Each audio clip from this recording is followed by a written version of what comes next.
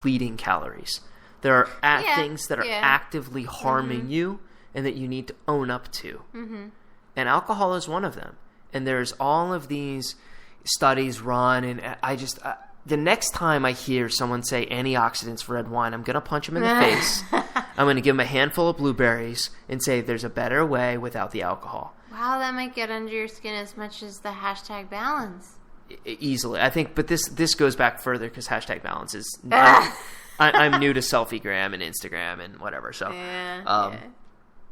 You can get the same antioxidant profile, better antioxidant profiles from other sources without the alcohol being involved. And it's just that people want to justify that it's good for them. But look, it's not good for you. Own it. And if you want to partake in it, then do something about it. But be proactive about it and own it.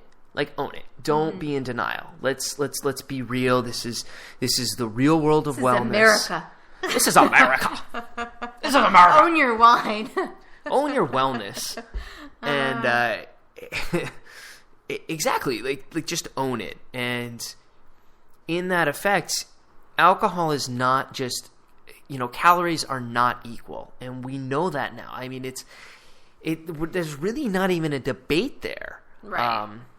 Anymore. That high fructose corn syrup and just PubMed, like high fructose corn syrup and diabetes and inflammation and cancer and heart disease and and on and on. Actually, where did cancer come from? Inflammation. That was such a fast transition. Wow. Okay.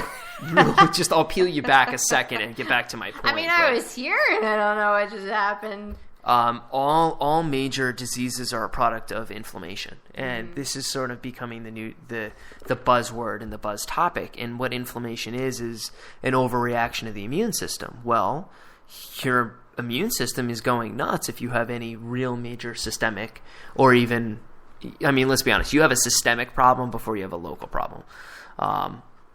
So maybe your point is that you're saying you should look at alcohol as part of the overall picture and sort of see if you could handle another piece of damager, another piece that could be contributing to some inflammation. And it's besides the inflammation, it's an active nutrient depleter.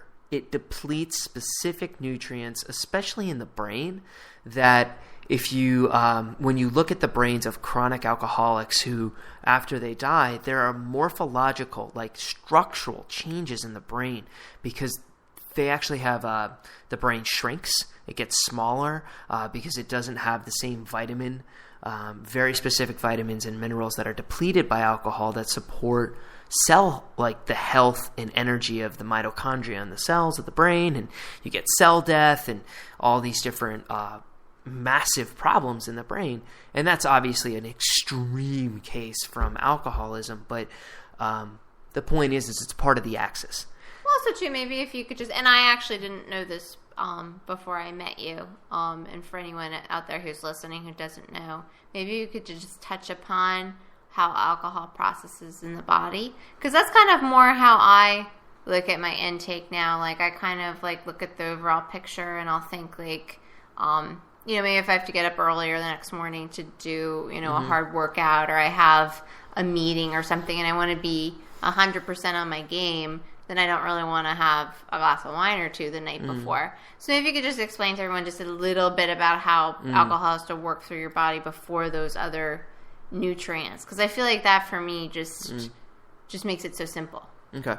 So let's kind of talk about it big picture instead of talking about it chemistry-wise with the stripping the alcohol group off and its, lingering effects in the body. But no, let's not do that. Yeah. Snooze. Hit the snooze button. Yeah.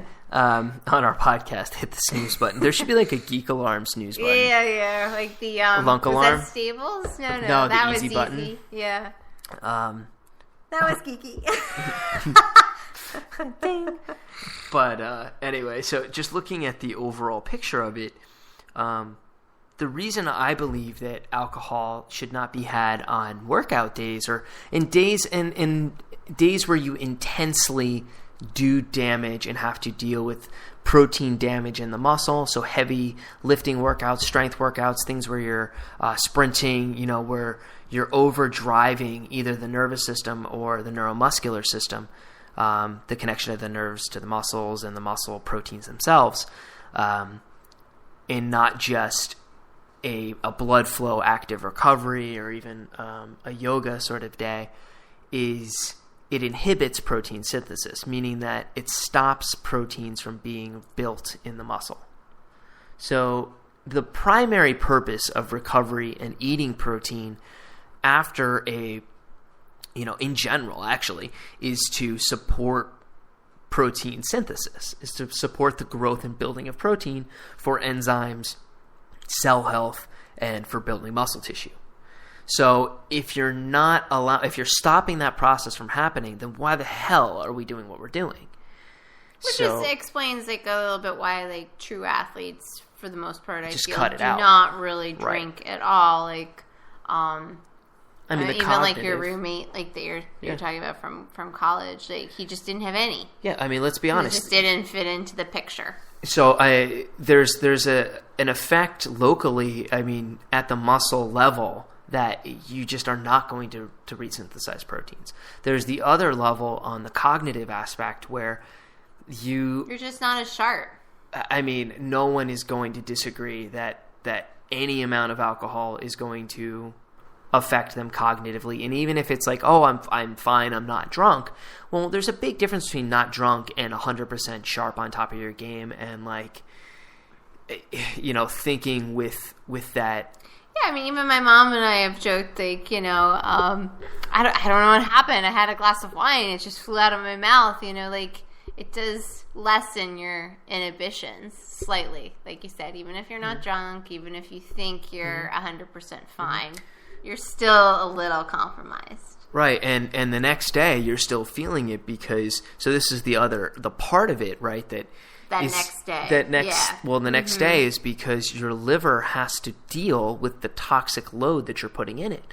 And you can feel it too, especially now that I drink far less than I used to. If I even slightly overdo it, I can almost feel it working through my body. And when you become really in tune with your wellness, you become perceptive at that level, 100%.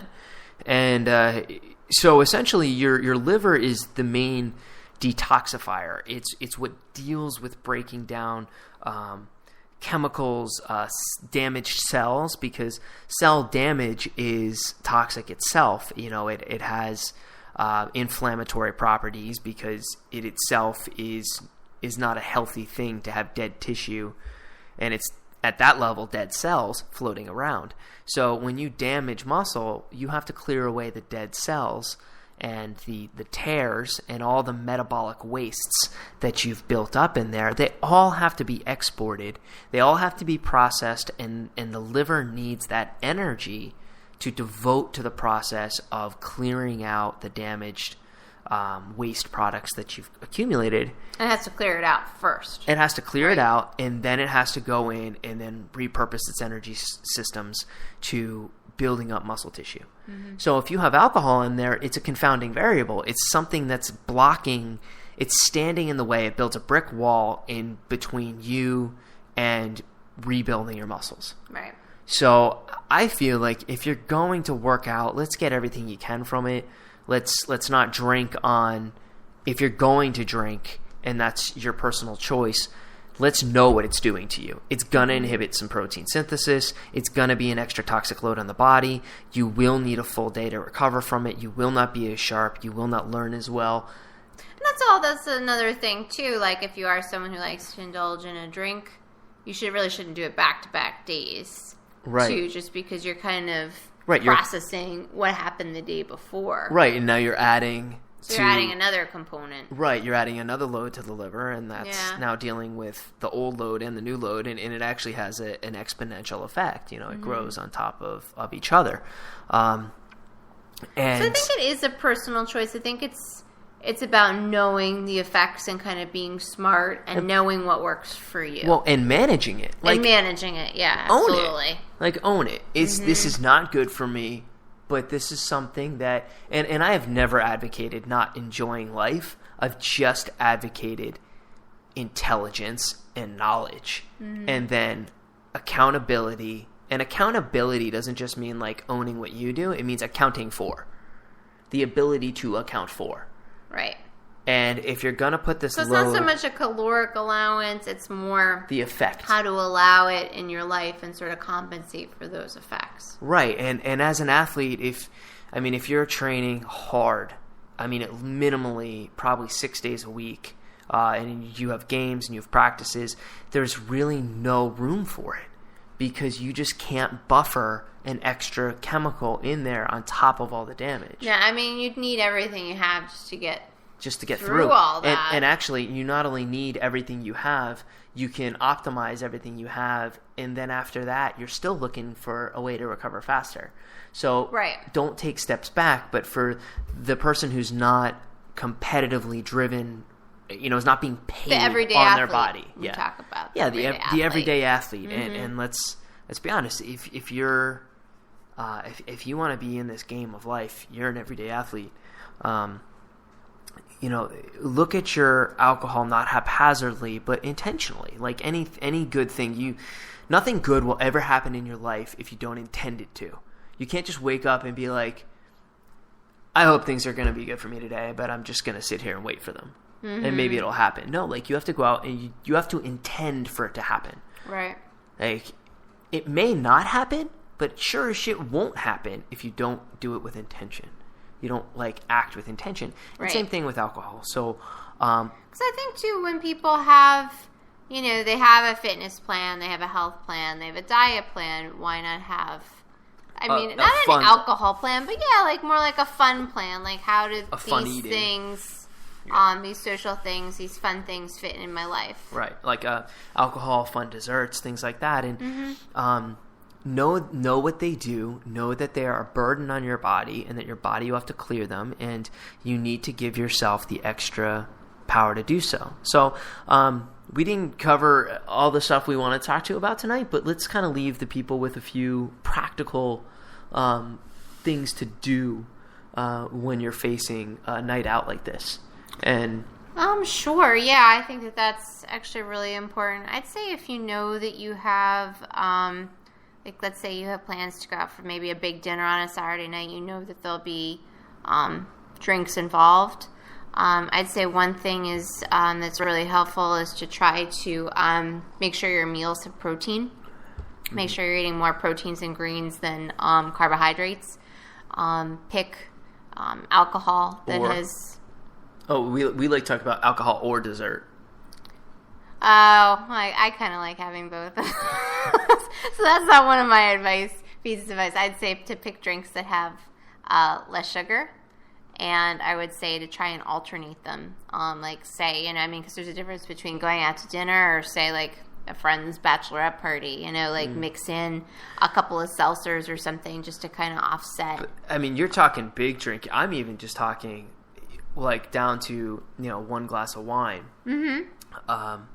I think that is 80-20 is not going to cover it. If you're you're talking about just advice if you're going out to a dinner on a Saturday night, or the other night with you having wine. It's kind of you're on the I eat everything organic, clean, grass fed. You want to make sure your food's really clean. Like I said, you don't want if you're out to a restaurant, it's not the night to order a big plate of pasta or something like that. So I think keeping your food as clean as possible. And just don't go overboard. You can have wine another time. You don't have to drink the whole bottle. You can take it home with you or, just share a glass. I think number one is keeping your exposure to things that are going to overburden your ability to deal with the alcohol load down, especially coming in those days. Oh, and we have are we going to share our secret? It's actually not really a secret, but we take activated charcoal. No, so